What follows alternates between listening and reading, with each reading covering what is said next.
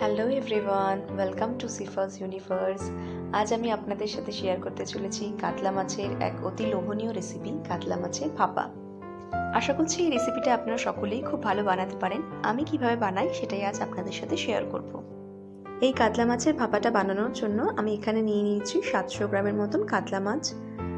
ভাপার এই রেসিপিটা যেহেতু কাঁচা মাছের উপর করা হয়, তাই মাছে যাতে আঁশটানি গন্ধটা না থাকে, সেই জন্য আমি মাছটাকে লেবু এবং নুন জলে আধ ঘন্টার মতো ভিজিয়ে রাখবো। আমি এখানে ফ্রিজে ঠান্ডা জল ব্যবহার করছি। দিয়ে দিচ্ছি 1 টেবিল স্পুনের মতন নুন। একটা গোটা লেবুর রস আমি এখানে ব্যবহার করছি। এইভাবে মাছটা নুন লেবুর জলে ভিজিয়ে রাখার কারণে মাছটা ভালো নরম হয়ে যায়, তাই ভাপানোর সময় টাইমটাও কম লাগে। এখন এই মাছটাকে আমি আধ ঘন্টার জন্য ঢেকে রাখবো এবং অন্যদিকে মশলাটা তৈরি করে নেব।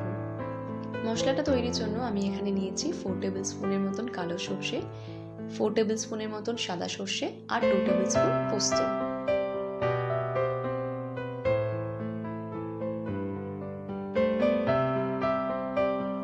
এরপর আমি এখানে ঝালের জন্য 10 থেকে 12টার মতন কাঁচা লঙ্কা দিয়েছি। কাঁচা লঙ্কাটা আপনারা বুঝে দেবেন, যে যেরকম ঝাল খেতে পছন্দ করেন সেই পরিমাণ কাঁচা লঙ্কাই এখানে দেবেন। এর সাথে নিয়ে নিচ্ছি সামান্য পরিমাণে নুন আর একটু জল। এই সব কিছু দেওয়া হয়ে গেলে একটা ফাইন পেস্ট আমি তৈরি করে নেব। এদিকে মাছগুলো ভেজানো হয়েছে, আধ ঘন্টা হয়ে গেছে। এখন আমি জল থেকে একে একে সমস্ত মাছগুলোকে তুলে রাখবো। জল থেকে মাছটা তোলা হয়ে গেলে আমি 1/2 টেবিল স্পুনের মতন হলুদ দিয়ে মাছটাকে ভালো করে মেখে নেব। এই পর্যায়ে আমি আর মাছটায় নুন ব্যবহার করছি না, যেহেতু আমি মাছটাকে আগে থেকেই নুন জলে ভিজিয়ে রেখেছিলাম। আবার মশলা বাটার সময় আমি কিছুটা পরিমাণ নুন দিয়েছিলাম। এরপর আমি এখানে একটা টিফিন বক্স নিয়ে তার মধ্যে নিয়ে নিচ্ছি বেটে রাখা মশলাটা।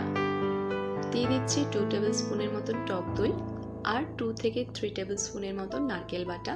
এই নারকেল বাটা দেওয়াটা অপশনাল, আপনারা চাইলে নাও ব্যবহার করতে পারেন, তবে এটা ব্যবহার করার জন্য রান্নার স্বাদটা অনেকাংশেই বেড়ে যায়।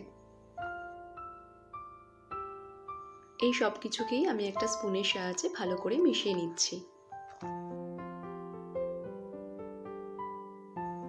দিয়ে দিচ্ছি স্বাদ অনুযায়ী নুন।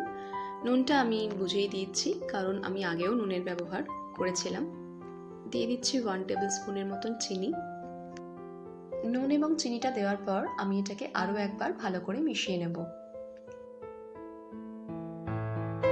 মশলাটা আমার এখানে প্রপারলি মিক্সড হয়ে গেছে। এখন আমি একে একে মাছগুলো দিয়ে দেব। এখানে আমার টিফিন বক্সটা খুব বেশি বড় না হওয়ার কারণে আমি সমস্ত মাছগুলো দিতে পারিনি। এই টিফিন বক্সটায় আমি 5টার মতো মাছ দিয়েছি। মশলা বাটার সময় কিছুটা পরিমাণ জল আমার বেঁচে গেছিল, সেই জলটা আমি এখানে অ্যাড করলাম। এখন আমি হাতের সাহায্যে সমস্ত মাছগুলোকে মশলার সাথে ভালো করে মিশিয়ে নেব।